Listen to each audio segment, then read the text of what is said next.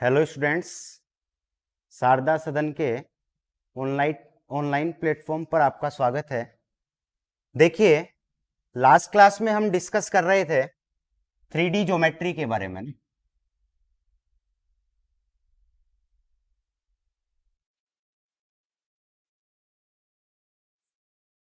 और 3D geometry में last class में जो हमने टॉपिक डिस्कस किया था, उस टॉपिक का नाम था students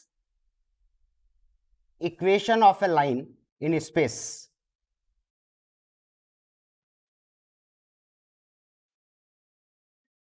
equation of A line in space. तो सबसे पहले इनको एक बार मैं वापस से रिकॉल कर देता हूं।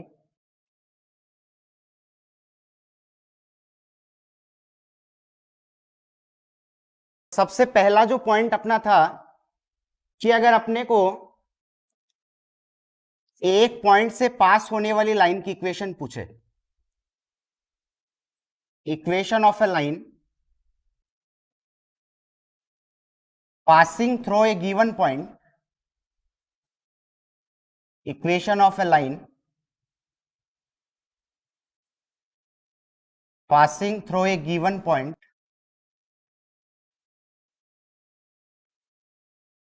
और उस गिवन पॉइंट को मान लो अपन ने क्या मान लिया, ए, जिसका पोजीशन वेक्टर अपन क्या मानते हैं, स्मॉल ए वेक्टर।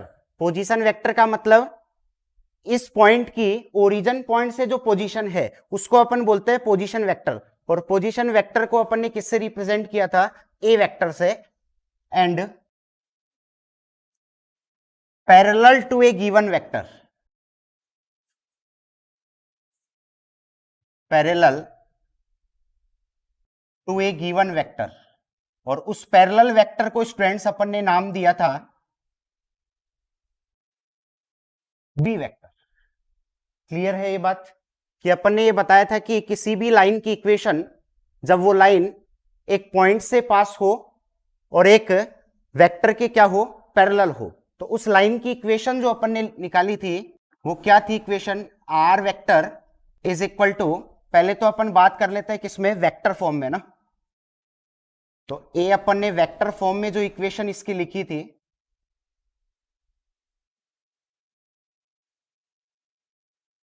तो वेक्टर फॉर्म में अपने पास में लाइन की इक्वेशन क्या निकल के आई थी, r vector is equal to a vector plus lambda B vector. एक तो अपने पास में ये वाली इक्वेशन निकल के आई थी, और दूसरी अपने पास में जो कार्टेशियन फॉर्म में जो इक्वेशन निकल के आई थी, कार्टेशियन फॉर्म, और कार्टेशियन फॉर्म में अपने पास में जो लाइन की इक्वेशन निकल के आई थी वो थी x minus x1 upon a, y minus y1 upon b, और z minus z1 upon c. ये अपने पास में लाइन की इक्वेशन थी कार्टेशियन फॉर्म में, जब वो एक पॉइंट से पास हो और एक वेक्टर के क्या हो, वो पैरेलल हो। और मैंने आपको एक बात बता दी थी कि ए वेक्टर जो होता है वो तो होता है पॉइंट के कोऑर्डिनेट से मिलकर के बनता है। यानी जैसे ए पॉइंट के कोऑर्डिनेट क्या है अपने पास में, x1 y1 z1, तो एक्चुअल में ए वेक्टर क्या होगा, वेयर ए वेक्टर क्या था अपने पास में, x1 i cap plus y1 j cap और z1 k कैप। क्लियर है ये बात? यानी ये जो ए वेक्टर है वो तो हमेशा पॉइंट से मिलकर के बनता है। और मैंने आपको ये बताया कि पैरेलल वेक्टर जो होता है वो हमेशा डायरेक्शन रेशियोज से मिलकर के बना होता है। तो एक्चुअल में बी वेक्टर क्या है, यहां पे A I cap plus B J cap plus C K cap, और ए बी सी यहां पर क्या है, a b c are the direction और रेशियोज। क्लियर है ये बात? यानी ए वेक्टर तो होता है पॉइंट से मिलकर के बनता है, और बी वेक्टर होता है पैरेलल वेक्टर, जिसमें आई कैप जे कैप और के कैप के जो कोफिशिएंट होते हैं वो किसको रिप्रेजेंट करते हैं, डायरेक्शन रेशियोज को। अब आपको क्वेश्चन कैसे कैसे पूछ सकता है, अगर आपको बोले कि कोई भी लाइन है, एक पॉइंट दे दे आपको और एक पैरेलल वेक्टर दे दे और आपको कहे लाइन की इक्वेशन निकालो, न तो आपको बोले वेक्टर फॉर्म में और न आपको बोले कार्टेशियन फॉर्म में, तो आपको हमेशा कौन से फॉर्म में निकालनी है? वेक्टर फॉर्म में। और अगर ये साफ साफ क्वेश्चन में ऐसे दे दे कि आपको कार्टेशियन फॉर्म में लाइन की इक्वेशन निकालनी है, तो आप कार्टेशियन फॉर्म में निकालो। क्लियर है मेरी बात ये सबको? तो इस प्रकार से। और तीसरा टाइप का क्वेश्चन ये पूछ सकता है कि आपको मान लो दे दे वेक्टर फॉर्म और आपसे कहे कि उस वेक्टर फॉर्म को कन्वर्ट करो किसमें? कार्टेशियन फॉर्म में, या कार्टेशियन फॉर्म को कन्वर्ट करो किसमें? वेक्टर फॉर्म में। तो इस टाइप के क्वेश्चन इस पे पूछ सकता है। क्लियर है ये बात? यानी जब भी आप पॉइंट निकालो, यानी आपको वेक्टर फॉर्म से कार्टेशियन फॉर्म बनाने में कोई दिक्कत नहीं आएगी। कार्टेशियन फॉर्म से वेक्टर फॉर्म बनाते समय आपको एक बात का ये ध्यान रखना है कि सबसे पहले जो आपको कार्टेशियन फॉर्म में लाइन की इक्वेशन दी हुई है वो स्टैंडर्ड फॉर्म में होनी चाहिए, यानी इस फॉर्म में। यानी इस फॉर्म में होने का मतलब ये ध्यान रखना, एक्स वाई और जेड का कोफिशिएंट कितना होना चाहिए? 1। क्लियर है ये बात? एक्स वाई और जेड का कोफिशिएंट 1 होना चाहिए। आपकी एक्सरसाइज में ऐसे 2-3 क्वेश्चन है जिसमें आपको पहले कार्टेशियन फॉर्म को स्टैंडर्ड फॉर्म में, एक जैसे आपकी बुक का ही एक क्वेश्चन था, उसमें आपको x का कोफिशिएंट और y का कोफिशिएंट और z का कोफिशिएंट ये आपको 1 नहीं दिया हुआ है, आपको 1 बनाना है। यानी पहले स्टैंडर्ड फॉर्म में कन्वर्ट करना है और स्टैंडर्ड फॉर्म में कन्वर्ट करने के बाद आपको क्या मिलेगा? Vector form. क्लियर है ये बात? चलिए, इसके बाद में जो अपन ने सेकंड पॉइंट डिस्कस किया था, सेकंड पॉइंट जो अपन ने डिस्कस किया था वो था equation of a line passing through two given points, passing through two given points। और 2 गिवन पॉइंट अपन क्या मान लेते हैं? ए और बी। ठीक है ना? ए का पोजीशन वेक्टर तो अपन ने क्या मान लिया? स्मॉल ए वेक्टर। और बी का पोजीशन वेक्टर अपन ने क्या मान लिया? Small B vector. क्लियर है ये बात? यानी अगर अपने से कहे, यानी 2 पॉइंट दे दे और अपने से कहे कि उन 2 पॉइंट से पास होने वाली लाइन की इक्वेशन बताओ, तो सबसे पहला फॉर्म अपन ने क्या पढ़ा इसका? Vector form. और इसका पूरा एक्सप्लेनेशन मैंने आपको लास्ट वीडियो में बता दिया था। अगर नहीं समझ में आया तो आप लास्ट वीडियो में जाके एक बार इसका पूरा एक्सप्लेनेशन देख लें। डायग्राम में आपको कैसे समझाया था, कैसे उसमें ट्राइंगल लो लगाया था अपन ने, और ट्राइंगल लो से बढ़िया मैंने आपको एक लूप लो समझाया था। उस लूप लो से आप चाहे कितना भी बड़ा पॉलीगन आपको दे रखा हो तो उसमें आप निकाल सकते हो आसानी से ना। तो वेक्टर फॉर्म में जो लाइन की इक्वेशन अपन ने डिस्कस की थी लास्ट क्लास में, वो थी r vector is equal to a vector plus lambda B vector minus a vector. ये तो थी वेक्टर फॉर्म में लाइन की इक्वेशन। जब वो लाइन कितने पॉइंट से पास हो? 2 पॉइंट से पास हो, तो ये तो होती है वेक्टर फॉर्म में लाइन की इक्वेशन। और दूसरी अपन ने पढ़ी थी कार्टेशियन फॉर्म में। तो कार्टेशियन फॉर्म में लाइन की इक्वेशन क्या थी? x minus x1 upon x2 minus x1, y minus y1 upon y2 minus y1, z minus z1 upon z2 minus z1। रट्टा मारने की बिल्कुल भी जरूरत ही नहीं है आपको, है ना? जो आपने फर्स्ट में पढ़ा था ना, ध्यान देना एक बार, इसमें देखना एक बार जरा। ये ए बी सी यहां तो किसके कोफिशिएंट है? पैरेलल वेक्टर में। जबकि अगर कोई भी लाइन 2 पॉइंट से पास होती है तो उस लाइन के डायरेक्शन रेशियोज कैसे निकालते हैं अपन? x2 minus x1, y2 minus y1 और z2 माइनस z1। यानी a की जगह तो रिप्लेस कर दो x2 माइनस x1, b की जगह रिप्लेस कर दो y2 माइनस y1 और c की जगह रिप्लेस कर दो z2 माइनस z1। तो बोलो सेम ऐसी बनेगी कि नहीं बनेगी? तो इसका मतलब ये कौन सी फॉर्म में लाइन की इक्वेशन आ गई? कार्टेशियन। क्लियर है? ये दोनों पॉइंट आप अच्छी तरह समझ गए कि जब लाइन एक पॉइंट से पास हो और एक पैरेलल वेक्टर आपको दिया हुआ हो तो लाइन की इक्वेशन, और जब लाइन 2 पॉइंट से पास हो तो आपको लाइन की वेक्टर फॉर्म में इक्वेशन क्या होगी? कार्टेशियन फॉर्म में इक्वेशन क्या होगी ये आपको पता लग गया होगा सबको। चलिए इस पे क्वेश्चन करते हैं अपन एक।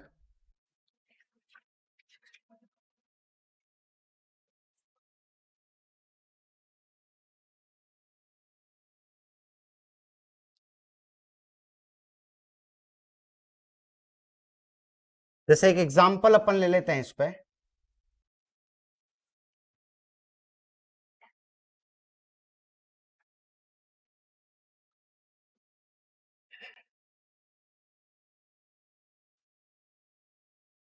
एक एग्जाम्पल अपन ने लिया कि एक लाइन है, वो किस पॉइंट से पास हो रही है, -2, 4 और -5। इस पॉइंट से तो ये पास हो रही है, पॉइंट तो आपको दे रखा है ये, और पैरेलल दिया हुआ है आपको, पैरेलल लाइन की इक्वेशन दी हुई है, and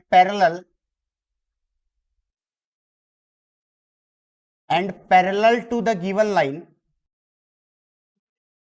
parallel to the line given bye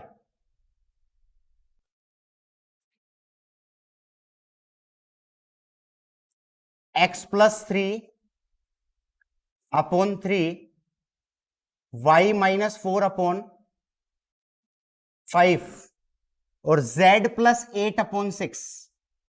बिल्कुल आसान क्वेश्चन है, समझना ध्यान से। यानी इसने साफ साफ कह दिया कि कोई लाइन है, ये क्वेश्चन नंबर कौन सा है, 6 नंबर क्वेश्चन है ना, ऐसे ध्यान रख सकते हो। आपको कह दिया कि उस लाइन की इक्वेशन ना बताइए जो इस वाले पॉइंट से तो पास हो रही है, और ये जो लाइन दी हुई है इसके क्या है, पैरेलल है। तो इसका मतलब यहां से बताओ मैं क्या बना सकता हूं, यहां से मैं ए वेक्टर बना सकता हूं क्या? अरे पॉइंट से अपने पास में क्या बनता है, ए वेक्टर। तो ए वेक्टर बताओ क्या बना यहां से, -2i कैप प्लस का 4j कैप माइनस का 5k कैप। बोलो ये बात क्लियर है सबको? इसके बाद में बी वेक्टर कैसे बनता है, बी वेक्टर मैंने अभी बोला कि डायरेक्शन रेशोज से मिलकर के बनता है, और डायरेक्शन रेशोज कार्टेशियन फॉर्म में हमेशा कहां लिखे जाते हैं, नीचे। तो इसका मतलब बी वेक्टर बता सकते हो क्या बनेगा, 3i cap plus 5j cap और प्लस में 6k कैप। बोलो क्लियर है ये बात? अब आपको अगर वेक्टर फॉर्म में लाइन की इक्वेशन पूछे, अगर आपको पूछे कि वेक्टर फॉर्म में लाइन की इक्वेशन बताओ, किसी भी फॉर्म में पूछ सकता है ना, तो वेक्टर फॉर्म में तो आप सीधा लिख सकते हो, r vector is equal to -2i cap plus 4j cap minus 5k cap, और प्लस में होता है लैम्डा बी वेक्टर, तो 3i cap plus 5j cap और प्लस में 6k कैप। बोलो क्लियर है? तो यहां से ये तो हो गया वेक्टर फॉर्म। और अगर कार्टेशियन फॉर्म की बात करें तो कार्टेशियन फॉर्म में बिल्कुल आसानी से आप बना सकते हो इसका। कार्टेशियन फॉर्म में तो आपको बिल्कुल दिक्कत ही नहीं आएगी, जरा भी दिक्कत नहीं आएगी। कैसे?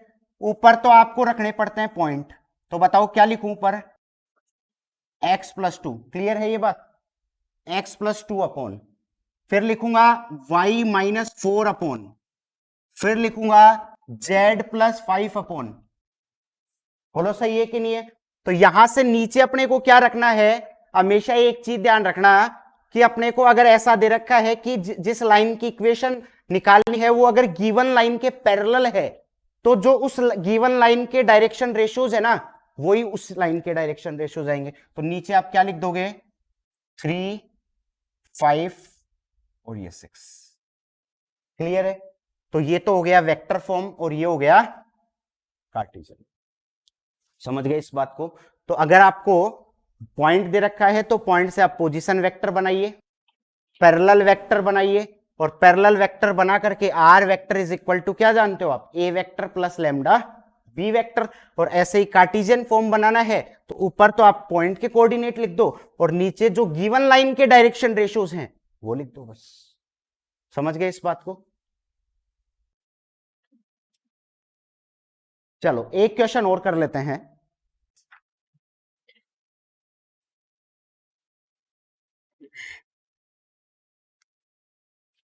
एक एग्जाम्पल और कर लेते हैं जिसमें आपको ये बोल रहा है कि दो पॉइंट से पास हो रही है लाइन। कौन कौन से पॉइंट है? एक तो 3, -2, -5, और एक पॉइंट दे रखा है 3, -2 और 6। ये दो पॉइंट से पास हो रही है लाइन, है ना। और लाइन की इक्वेशन बतानी है अपने को, इक्वेशन ऑफ अ लाइन। तो लाइन की इक्वेशन आप कैसे बता पाओगे? देखो, दो पॉइंट दे रखे हैं, और दो पॉइंट दे रखे हैं, तो सबसे पहले आप किस में लिखोगे? वेक्टर फॉर्म में। तो वेक्टर फॉर्म में बताओ लाइन की इक्वेशन, जब लाइन दो पॉइंट से पास हो तो क्या बताई थी अभी? R vector is equal to a vector plus lambda B vector minus a vector. और मैंने आपको एक बात ये भी बता दी थी, एक एक चीज का आप ध्यान रखा करो, एक एक चीज जो यहां पे यूज हो रही है, आप ऐसे मत समझना यहां बी वेक्टर पैरेलल वेक्टर है, पैरेलल वेक्टर नहीं है। यहां पर बी वेक्टर जो है वो बाद वाला जो पॉइंट है ना, उसका पोजीशन वेक्टर है। तो यहां से आप क्या लिखोगे बताओ इसको? R vector is equal to a vector का मतलब पहला जो पॉइंट है ना, उसके साथ आई जे के लगा दो, तो क्या बनेगा बोलो? 3i cap -2j cap -5k cap, और प्लस में lambda B vector minus a vector. तो बताओ बी माइनस ए क्या बनेगा? 3 में से 3 गया तो 0, आई वाला तो हट जाएगा, -2 और +2, ये भी 0 हो गया। 6 + 5 कितना बन गया? 11, और 11 के साथ क्या जाएगा? ठीक है, क्लियर है ये बात? तो ये तो हो गया वेक्टर फॉर्म। और कार्टेशियन फॉर्म क्या हो जाएगा बताओ? कार्टेशियन फॉर्म में क्या लिखोगे लाइन की इक्वेशन? x माइनस x1 का मतलब जो पहले पॉइंट है 3 अपॉन में y + 2, और इधर क्या लिखोगे? z + 5, और नीचे आता है x2 - x1। तो बताओ 3 - 3 0, -2 + 2 0, और 6 + 5। समझ गए इस बात को? तो आज की क्लास में अपन ने डिस्कस कर लिया है कि पहले तो एक पॉइंट से पास हो और एक वेक्टर के पैरेलल दी हुई हो, तो उस लाइन की वेक्टर फॉर्म में और कार्टेशियन फॉर्म में इक्वेशन क्या होगी, इसके ऊपर अपन ने एग्जांपल भी डिस्कस कर लिया। उसके बाद में दो पॉइंट से पास होने वाली लाइन की इक्वेशन क्या होगी? वेक्टर फॉर्म में और कार्टेशियन फॉर्म में, और उसके ऊपर ये क्वेश्चन। क्लियर है स्टूडेंट्स? बाकी अपन नेक्स्ट क्लास में डिस्कस करते हैं, तब तक के लिए धन्यवाद।